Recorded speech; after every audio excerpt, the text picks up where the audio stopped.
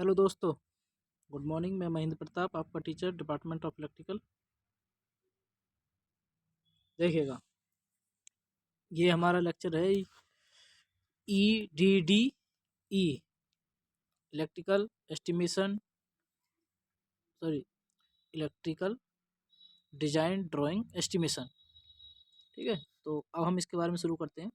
देखिएगा, सबसे पहला है 2.11 से भू संपर्क विधि, मेथड ऑफ अर्थिंग। सबसे पहला पॉइंट है इसमें, तार व स्ट्रिप भू संपर्क, वायर और स्ट्रिप अर्थिंग।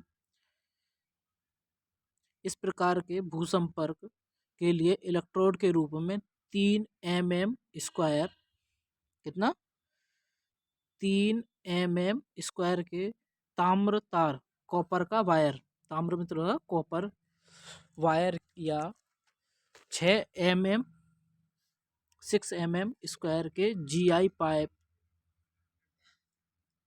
पाइप तार से कम का तार। ठीक है, या तो कॉपर का वायर हो हमारा 3 mm² का, या 3 mm² का, या फिर GI पाइप हो 6 mm² का। ठीक है, इसके आगे हम पढ़ते हैं। देखो,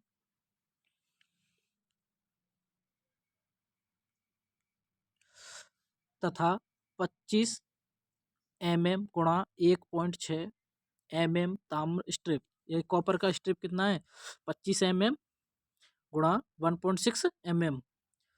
ये कितनी इसकी चौड़ाई है 25 mm, और ये क्या है इसकी मोटाई है। या 25 mm गुणा 2 mm GI स्ट्रिप। ठीक है, GI एक पाइप होता है कि स्ट्रिप के से कम की स्ट्रिप उपयोग में नहीं लाई जानी चाहिए। देखो, ये क्या है, इतना 25 गुणा 1.6 mm, ये तो इतना, या तो कॉपर का वायर हो, या फिर कैसा हो 25 गुणा 2 mm GI पाइप हो। इससे कम हमारा अर्थिंग के लिए वायर हम यूज नहीं करते हैं, इससे कम। देखो, अब बात करते हैं हम उपयोग में नहीं लाई जाती। यद्यपि गहराई इस बार पर निर्भर करती है कि प्रभावी भूसंपर्क प्राप्त हो सके, तथापि यह गहराई तार भूसंपर्क के लिए 15 मीटर, कितनी 15 मीटर, स्ट्रिप भूसंपर्क के लिए 5 मीटर से कम नहीं होनी चाहिए। देखो, जो गड्ढा करते हैं हम जमीन के अंदर, जो पाइप लाइन होती है हमारी, उसमें क्या है, अर्थिंग जब करते हैं 5 मीटर से कम गहरी नहीं होनी चाहिए। ठीक है, नहीं, इसी प्रकार का भूसंपर्क वहाँ के लिए उपयुक्त होता है जहाँ पथरीली मिट्टी होने के कारण गड्ढा खोदना कठिन होता है। देखो, 5 मीटर से कम नहीं होना चाहिए। 5 मीटर तक कहाँ खोदते हैं, जहाँ हमारा पथरीली मिट्टी होती है, जहाँ कंकड़ पत्थर ज़्यादा हो जाते हैं, वहाँ पर मजबूत मिट्टी होती है। ठीक है, नंबर दूसरा पॉइंट है छड़ भूसंपर्क, रॉड अर्थिंग। इस प्रकार के भूसंपर्क के लिए कम से कम 12.5 mm व्यास की ताम्र छड़ या 16 mm व्यास की GI छड़ प्रयोग में लाई जाती है। देखो, 12.5 mm का या तो कॉपर वायर यूज करते हैं हम, या फिर 16 mm का GI पाइप यूज करते हैं हम। ठीक है, सभी को उपयोग में लाई जाती है। अथवा 25 mm व्यास का 2.5 मीटर लंबा GI पाइप प्रयोग में लाया जाता है। देखो, 25 mm व्यास और 2.5 मीटर लंबा GI पाइप, मतलब 2.5 मीटर लंबा हमारा पाइप होता है GI पाइप। ठीक है, तो यद्यपि यहाँ की गहराई प्रभावी भू प्रतिरोध पर निर्भर करती है, तथापि यह गहराई 2.5 मीटर से कम नहीं होनी चाहिए। इसकी जो ज़मीन के अंदर जो गहराई होती है हमारी, कितनी होती है, 2.5 मीटर से कम नहीं होनी चाहिए। इस प्रकार के भूसंपर्क के लिए गड्ढा नहीं खोदा जाता, बल्कि छड़ का शक्ति घनों, पावर हैमर्स की सहायता से जमीन में गाड़ दिया जाता है। हैमर के द्वारा उसको क्या करते हैं, जमीन के अंदर गाड़ देते हैं। इस प्रकार भूसंपर्कन बलुआ बलुआ जमीन के लिए उपयुक्त होता है। ये कहाँ के लिए उपयुक्त होता है, हमारा बलुआ जमीन, जैसे जहाँ रेतीली मिट्टी होती है। देखा, तीसरा पॉइंट, पाइप भूसंपर्क, पाइप अर्थिंग। इस प्रकार के भूसंपर्क में कम से कम 28 mm गुणा 28 mm व्यास की छेददार GI पाइप गड्ढा बनाकर जमीन की सतह से कम 1.25 मीटर गहराई तक गाड़ी जाती है। देखो, कितनी तक, 1.25, कितना 1.25 मीटर तक गहराई तक गाड़ी जाती है। और कच्चे कोयले व नमक, कच्चा कोयला, कौन सा होता है? कच्चा कोयला व नमक की परतों से पाट दिया जाता है। इस प्रकार का भूसंपर्क अपेक्षाकृत सस्ता व पर्याप्त प्रभावी होता है। सस्ते भूसंपर्क के रूप में इस प्रकार का भूसंपर्क सामान्यतः रूप से उपयोगित में है। देखो चौथा पॉइंट, प्लेट भूसंपर्क, प्लेट अर्थिंग।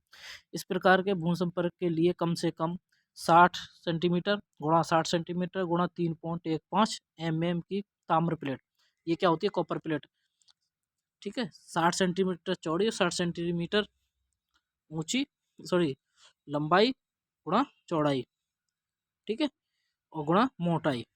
ये कॉपर प्लेट या 60 सेंटीमीटर गुणा 60 सेंटीमीटर गुणा 6.30 सेंटीमीटर GI प्लेट का गड्ढा बनाकर जमीन की सतह से कम 1.5 मीटर नीचे तक गाड़ा जाता है, खड़ा गाड़ा जाता है, खड़ा कर करके उसे गाड़ा जाता है तथा इसके नमक व कच्चे कोयले की परतों से पाट दिया जाता है। इसको किससे? नमक और पत्ते में कच्चे कोयले की प्लेट से पाट दिया जाता है।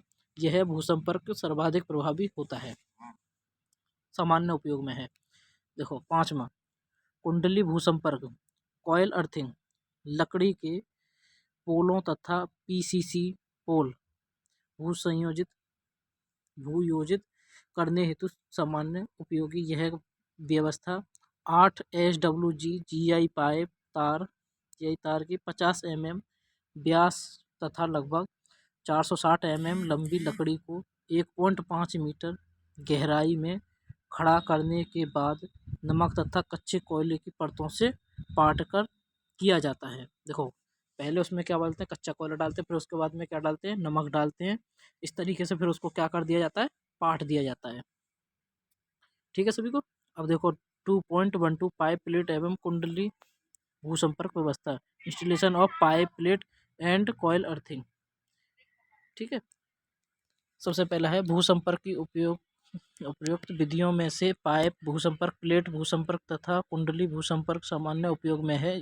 जिसका संस्थान विवरण नीचे दिया जा चुका है। पाइप अर्थिंग, पाइप भूसंपर्क, पाइप अर्थिंग। भूसंपर्क की यह विधि भूसंयोजन के लिए एक उत्तम विधि है।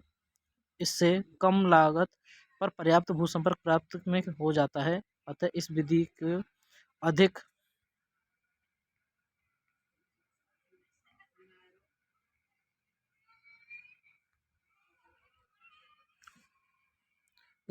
उपयोग में लाई जाती है। इस विधि में सामान्यतः 2.25 कितना 2.25 मीटर लंबे 38 mm व्यास के गैल्वेनाइज्ड स्टील इस्पात के एक छिद्र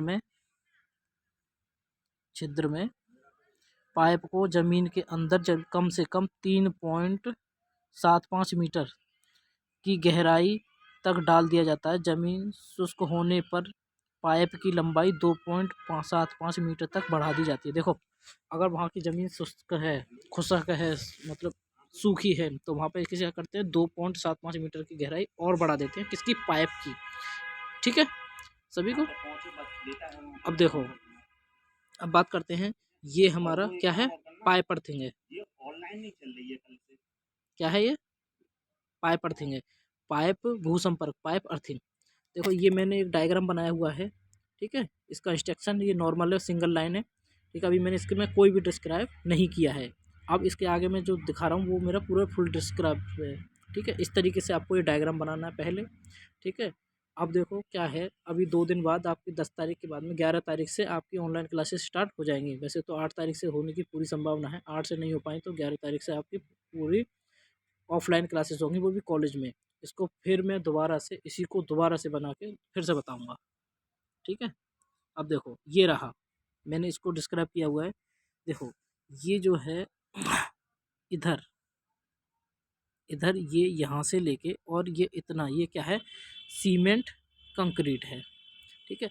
और अब बात करते हैं हम इसकी। देखो ये यहाँ से और ये यहाँ तक, इसकी कितनी ये है?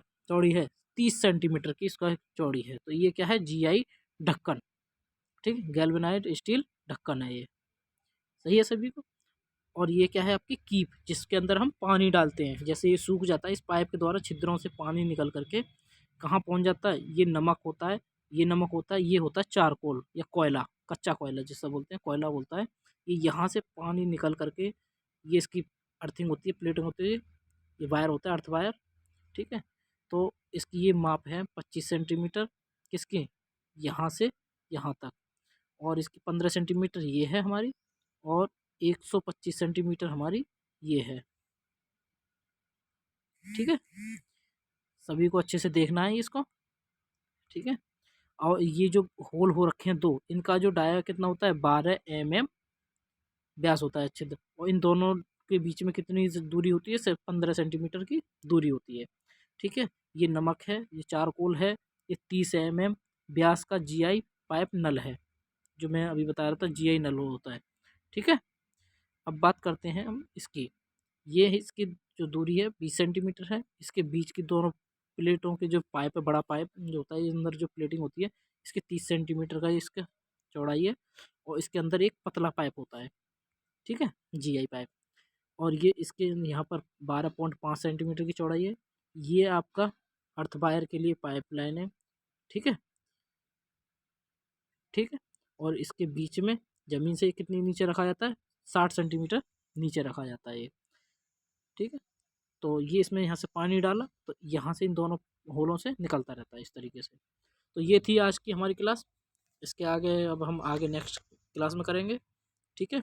आप सभी का थैंक यू वेरी मच। मेरे चैनल को लाइक करें, शेयर करें, सब्सक्राइब करें, और अच्छा लगे तो अपने अनुसार कमेंट भी करें।